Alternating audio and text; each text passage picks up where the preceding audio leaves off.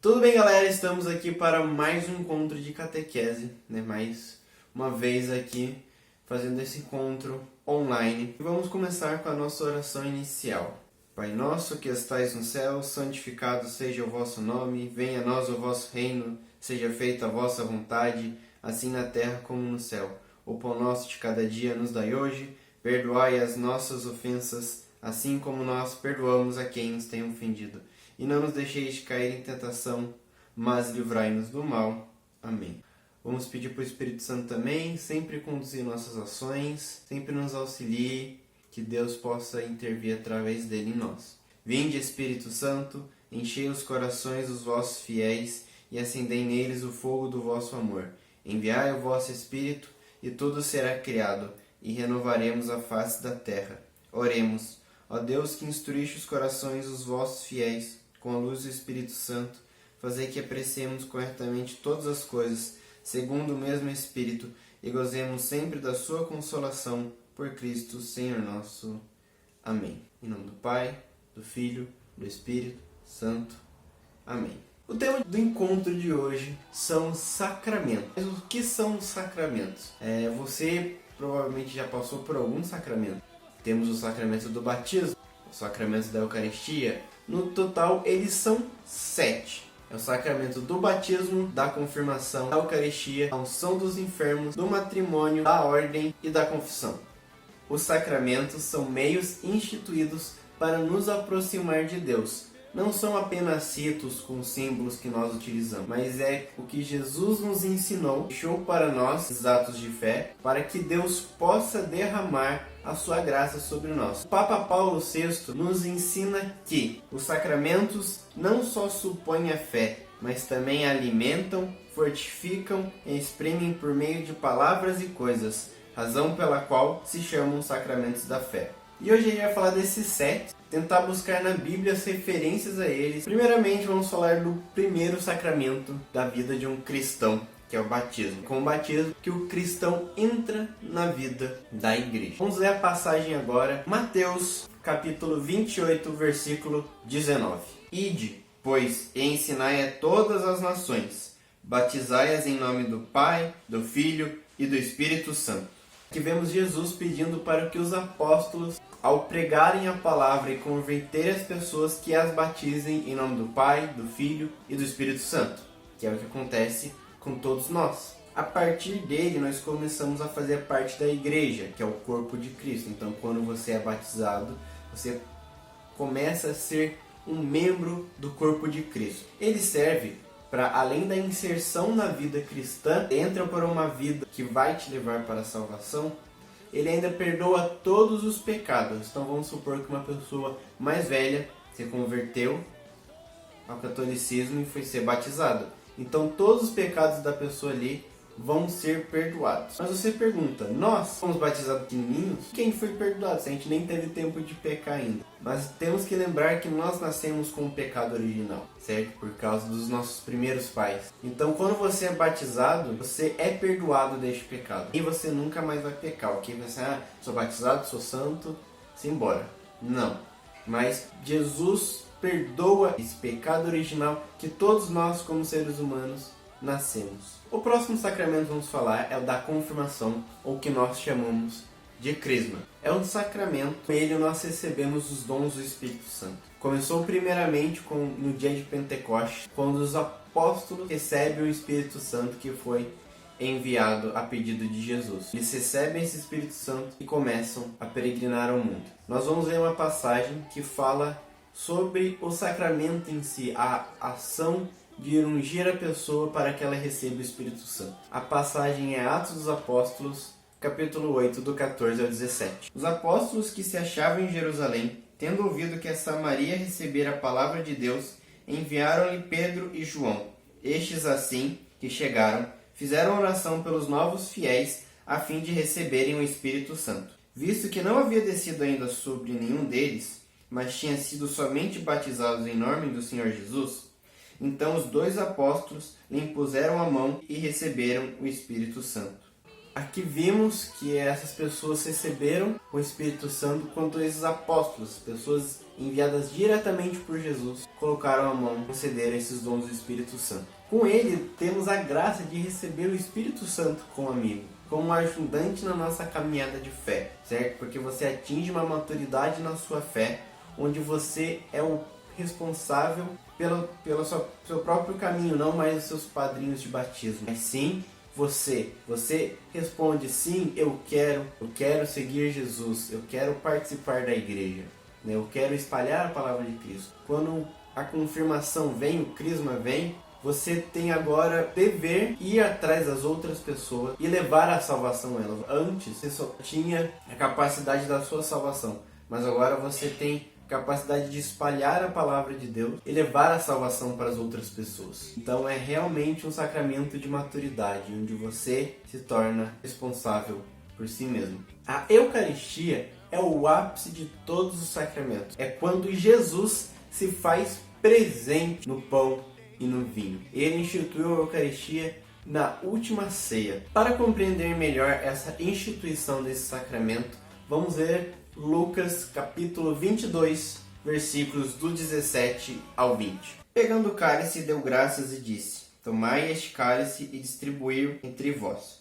Pois vos digo, já não tornarei a beber do fruto da videira até que venha o reino de Deus. Tomou em seguida o pão e, depois de ter dado graças, partiu e o deu-lhe, dizendo: isto é o meu corpo, que é dado por vós. Fazei isto em memória de mim. Do mesmo modo, tomou também o cálice depois de cear, dizendo: este cálice é a nova aliança em meu sangue, que é derramado por vós. E Jesus pede para que os apóstolos refaçam isso em memória dele. Que quando eles fizerem isso, Jesus vai estar verdadeiramente com o seu corpo e com seu sangue. A consagração da hóstia, que vemos em todas as missas, só pode ser feita por padres e bispos, porque Jesus confiou aos 12 apóstolos, e os padres e bispos são sucessores diretos desses 12 apóstolos. E mesmo que visualmente, para nós ali, parece que está continuando sendo um vinho e trigo, né?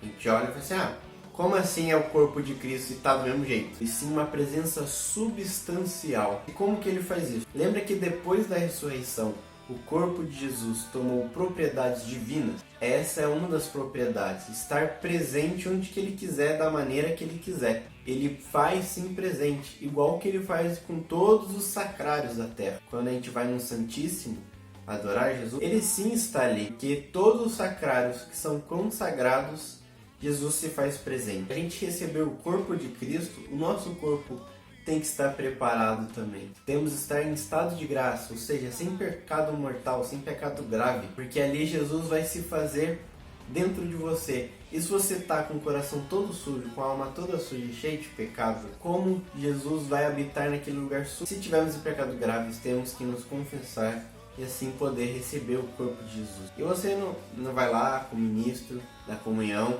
recebe, fica quietinho um pouco e acaba. Não, aquele momento você tem que aproveitar. Você está numa união muito forte com Jesus. Se não sabe o que falar, só agradeça por ele dar essa oportunidade, ter deixado isso para nós. O próximo sacramento que vamos falar é o sacramento da confissão ou da penitência. É neste sacramento que, através do padre, os nossos pecados são redimidos. Para compreender a instituição desse sacramento, vamos pegar a passagem de João, capítulo 20, 22 ao 23. Depois dessas palavras, soprou sobre eles, dizendo: recebei o Espírito Santo. Aqueles a quem perdoardes os pecados, lhes serão perdoados.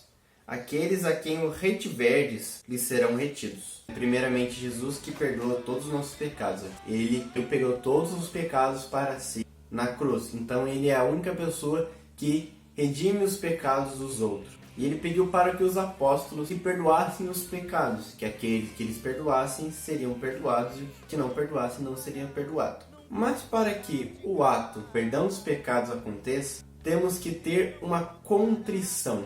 O que seria essa contrição? Contrição é aceitar que você errou, que aquilo feriu a Deus, você está realmente arrependido, certo? Não é nem chegar a falar, mas você não tem arrependimento nenhum. Por isso que você não pode pedir perdão de um pecado que você ainda vai fazer. Assim, amanhã eu vou fazer isso, eu quero pedir perdão. Se você vai fazer e está com a intenção de fazer, então você não está arrependido. Então você tem que ter essa contrição. Pô, eu sei que errei, eu sei que não é certo isso, eu sei que isso magoa a Deus, eu estou arrependido, e você tem que pensar, eu vou me esforçar para não fazer de novo. Você vai se esforçar a pedir a graça de Deus para que você não caia naquele mesmo pecado. E para confessar bem, antes temos que fazer um exame de consciência. Antes de chegar na frente lá do padre, nós temos que fazer um exame de consciência de tudo que a gente quer falar, que realmente pensar assim, pô, eu fiz isso. Fiz mais alguma coisa? Fiz isso. E quando chegarmos na frente do padre, tem que falar tudo que é necessário, né? Falar o pecado, falar quantas vezes você pecou e se houve agravante. Por exemplo, assim, padre, eu xinguei um colega da escola na segunda e depois xinguei outro na quinta-feira ou na sexta-feira. Eu xinguei mesmo e ainda por dentro de mim eu tive ódio dele. Então você tem um pecado, você xingou, você fez isso 2 vezes. E o seu agravante é que você consentiu o ódio pela pessoa. Para fazer uma boa confissão, você tem que colocar tudo isso na mesa, tentar não esconder, né? Eu sei que dá vergonha chegar lá na frente do padre, pô, esse padre vai passar, caramba, esse menino, tal. Mas a gente não pode ter vergonha, a gente tem que pedir a Deus que a gente consiga falar tudo e não ter vergonha. Porque se você omitir alguma coisa, pode ser que aquele pecado não seja perdoado. Tipo, você acha que tá bem, tá da hora, tá legal. E se você falar, vai mostrar mais ainda seu sinal de arrependimento. Porque o padre, ele faz um juramento que tudo que ele ouve no confessionário, ele não pode falar para ninguém. Se um cara for confessar que fez um roubo, esse padre ele não pode ser de testemunha, porque ele fez uma promessa de que está dentro do confessionário, fique dentro do confessionário. Ele não pode falar para ninguém. E a igreja diz que nós devemos confessar somente os pecados graves, né? Nossa obrigatoriedade é somente dos pecados graves. Mas não tem problema de você falar de seus pecados veniais, porque os veniais, os leves, podem ser perdoados de outras maneiras. Mas é bom, é melhor ser perdoado 2 vezes do que nenhuma vez sobre aquele pecado. E a frequência vai de cada um. Recomenda-se fazer pelo menos 1 vez no ano. Mas se você conseguir a cada 5 meses, a cada 3 meses, ou até menos, até em muitos santos que iam semanalmente. Mas se você sentiu que você precisa confessar, você cometeu um pecado e tá ali, aquele negócio tá remoendo em você, não espere assim, daqui minha época de confessar, daqui 1 mês, então daqui 1 mês eu vou. Não, procure o mais rápido possível perdoar aquele pecado, e quando chegar nesse tempo, vai ao confessionário de novo. O próximo sacramento é um sacramento bem específico para certas pessoas, que é a unção dos enfermos. É quando o padre vai até uma pessoa que está muito doente e vai realizar a bênção daquela pessoa, vai ungir aquela pessoa. Para isso, vamos ler a passagem onde São Tiago mostra fazendo essa ação da unção dos enfermos, né? A passagem é Tiago, capítulo 5, do 14 ao 15. Está alguém enfermo? Chame os sacerdotes da igreja e estes façam uma oração sobre ele, ungindo-o com óleo em nome do Senhor. A oração da fé salvará o enfermo e o Senhor o restabelecerá. Se ele cometeu pecados, lhe serão perdoados. E esse sacramento age em 2 aspectos, podendo ter o terceiro, mas sempre há esses 2. O primeiro é o derramamento da graça de Deus sobre aquela pessoa. Já que os sacramentos é uma maneira de derramar a graça de Deus sobre nós, esse sacramento não está fora disso. E essa graça vem para fortificar a fé da pessoa, né? A alma da pessoa, né? Dar forças para que ela não se perca no caminho. Pois naquele momento que você está doente, é muito fácil a pessoa ter uma fé abalada, né? Perder as esperanças, falar assim, tô doente aqui, eu tô de cama, né? E será que Deus existe mesmo?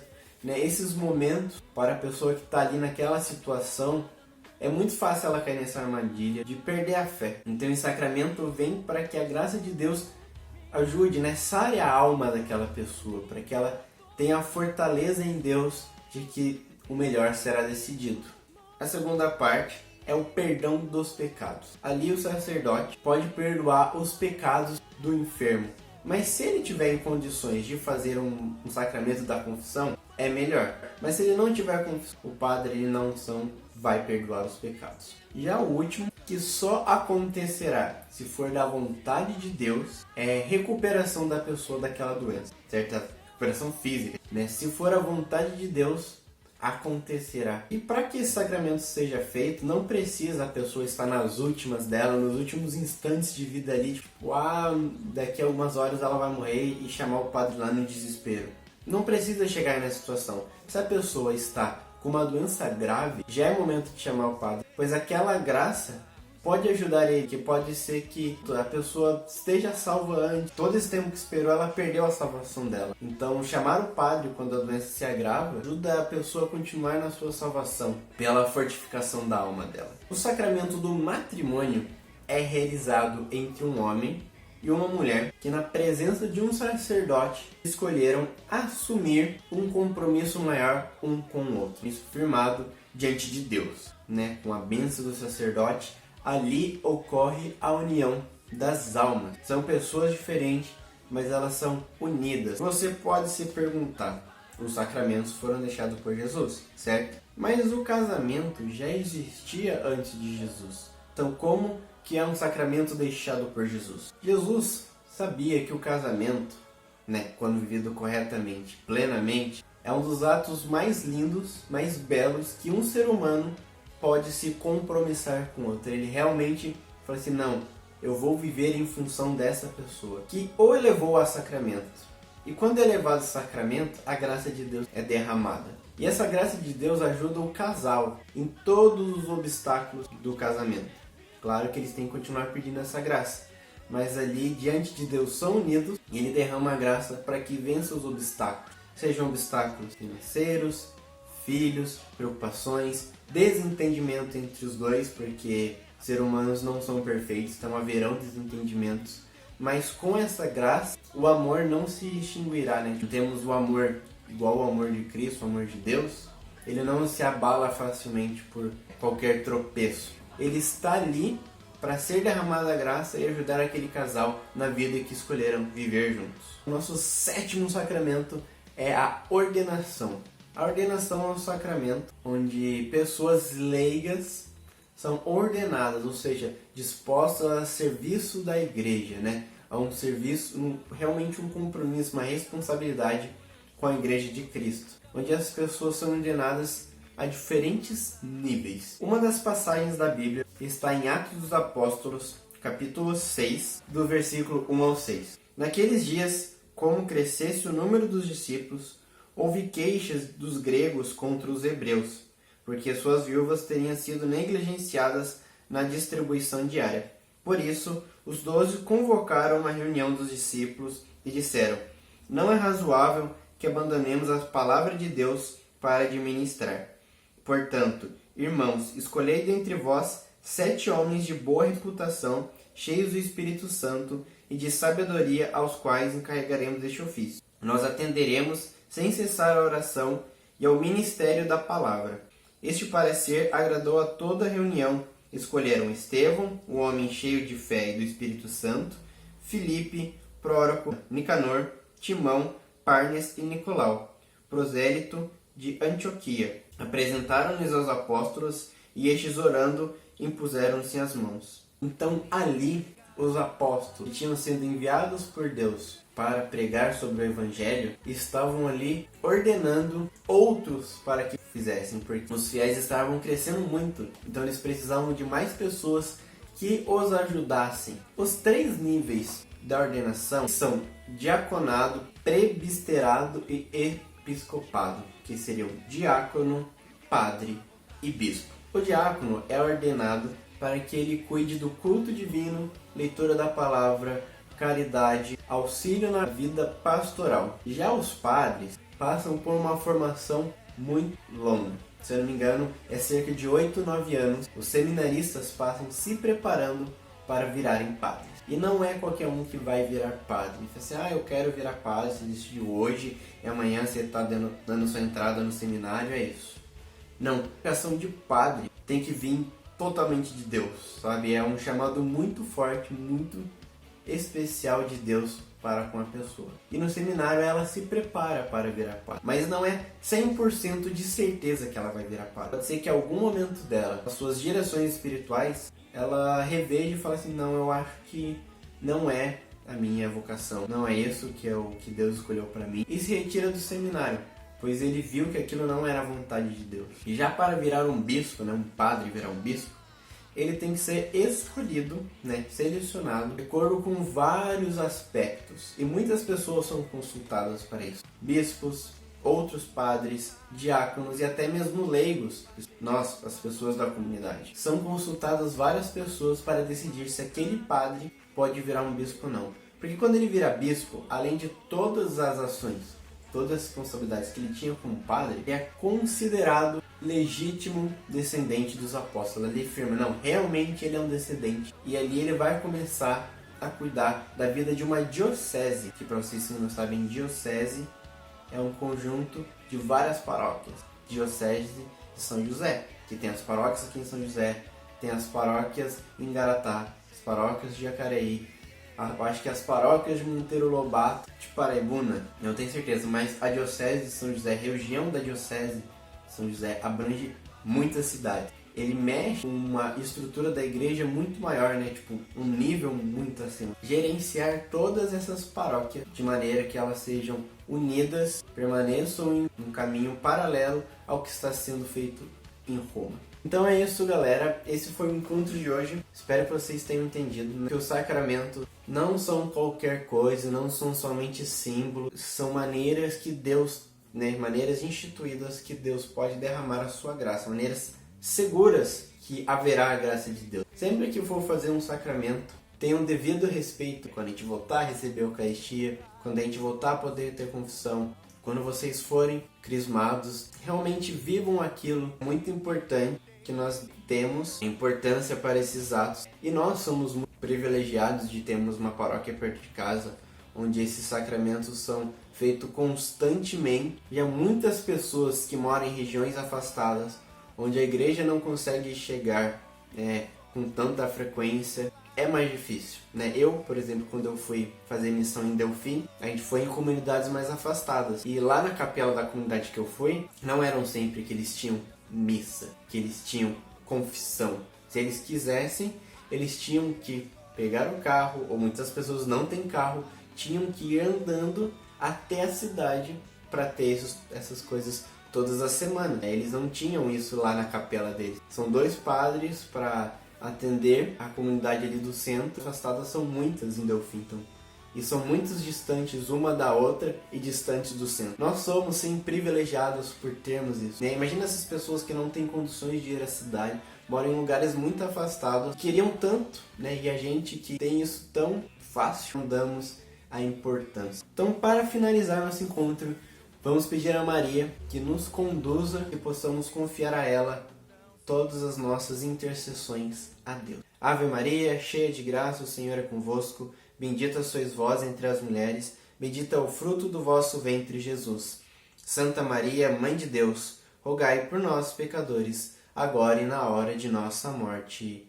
Amém. Pedimos ao nosso anjo da guarda que nos proteja de todos os maus, visíveis e invisíveis. Santo anjo do Senhor, meu zeloso guardador, se a ti me confiou a piedade divina, sempre me rege, me guarde, me governe, me ilumine.